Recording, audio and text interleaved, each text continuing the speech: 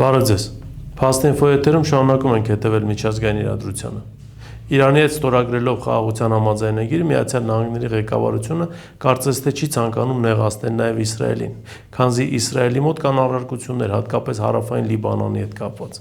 Եվ մամուլում տարածում է տեղեկատվություն առ այն, որ Սիրիայի կառավարական ուժերը եւ զրահատեխնիկան տեղափոխվում է Էլ-Քուսեյր, դեպի Հոմս նահանգ եւ Լիբանանի սահմանակիչ շրջաններ։ Եթե այս ամենը համապատասխանում է իրականությանը, նշանակում է, որ Հեզբոլլայի դեմ նոր ճակատ են փորձում բացել այս անգամ արդեն Սիրիայում, եւ Հեզբոլլայի հարցերը կարգավորել են Սիրիայի իշխանությունների միջոցով եւ ցույց տալ, թե այդտեղ Իսրայելը կապ չունի եւ խաղաղության համաձայնագիրն ըստ էության չի խախտվել։ Այն, որ Ալ-Ջունանին իր հաշիվներն ունի Հեզբոլլայի հետ, կարծում եմ բոլորս ենք հասկանում, քանզի 2011 թվականից սկսած Սիրիայում պրոթուրքական ուժերի դեմ կռվող հիմնական ստորաբաժանումները հենց Հեզբոլլայի մարտիկներն են, եւ նրանք չթողեցին, որպեսզի պրոթուրքական ուժերը վերցնեն իշխանությունը Սիրիայում եւ պահեցին Դամասկոսը, սակայն որոշակի իրադարձություններով պայմանավորված ստիպված էին հետ քաշվել։ Եվ հիմա Ջուլանիի համար լավ հնարավորություն է Հեզբոլլայի հետ իր հաշիվները պարզելու համար։ Իսրայելը եւ Միացյալ Նահանգները հերթական անգամ օգտագործում են միջարաբական հակասությունները իրենց շահերն առաջ տանելու եւ աշխարհաքաղաքական խնդիրները լուծելու համար։ Սպասենք տեսնենք, թե իրավիճակն ինչպես է զարգանալու եւ որն է լինելու այստեղ Իրանի դիրքորոշումը։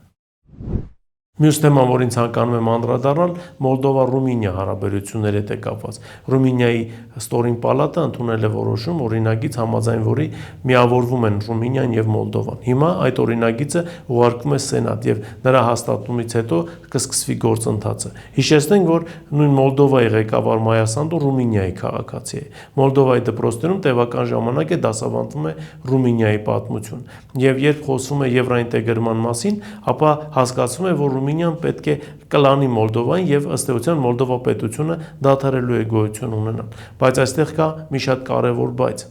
Ինչ է լինելու Մերձդնեստրի հետ, քանզի Եվրոպական միության օրենքներով, եթե պետությունը կամ տարածքը միանում է Եվրոպական միությանը կամ մաս է կազմում նրան, ապա նա չպետք է ունենա վիճելի խնդիրներ, տարածքներ իր հարևանների հետ։ Մերձդնեստրի պարագայում կամ Մոլդովան կարճ ժամանակահատվածում պետք է հատուկ ռազմական գործողություն իրականացնի եւ կլանի Մերձդնեստրին, ինչը քիչ հավանական է, կամ այդ խնդիրը չոքելու է, ինչպես ասում են, Ռումինիայի առաջ, եւ Ռումինիան է ստիպված լինելու այս ամենը կարգավորել։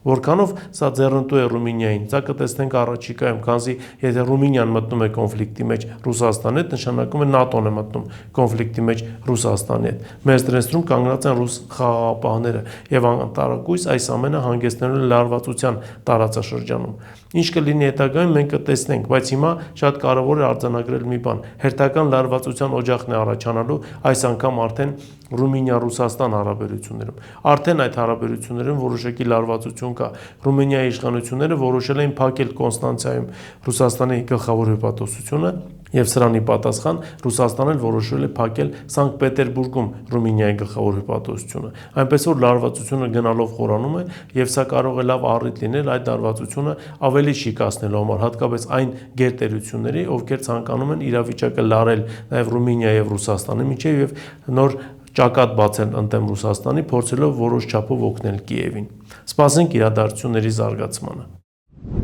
Մյուս թեման, որին ցանկանում եմ անդրադառնալ, կրկին կապ ունի Ռուսաստանի հետ, այս անգամ Եվրոպական միության ասպեկտով եւ կոնտեքստով։ Ֆրանսիան եւ Իտալիան դեմ են արտահայտվել Եվրոպական հանձնաժողովի այն որոշմանը, համաձայն որի հատուկ ռազմական գործողության մասնակիցների մուտքը Եվրոպական միություն պետք է արգելվի։ Փարիզում եւ Հռոմում ունեն մտավախություն, որ ֆիզիկապես հնարավոր չէ պարզել այդ մարտիկ մասնակցել են ռազմական գործողությանը թե ոչ, եւ եթե բոլորի վրա է սա տարածվելու, նշանակում է նոր լարվածություն է առաջանալու Մոսկվայի հետ, եւ բացի այդ ռուս զբոսաշրջիկները, որոնք կարող են լուրջ ներդրում ունենալ եվրոպական տնտեսության զարգացման համար, այլևս չեն կարողանալու մուտք գործել Եվրոպական միություն, սա լրացուցիչ լարվածություն է ստեղծելու երկու կողմերի համար։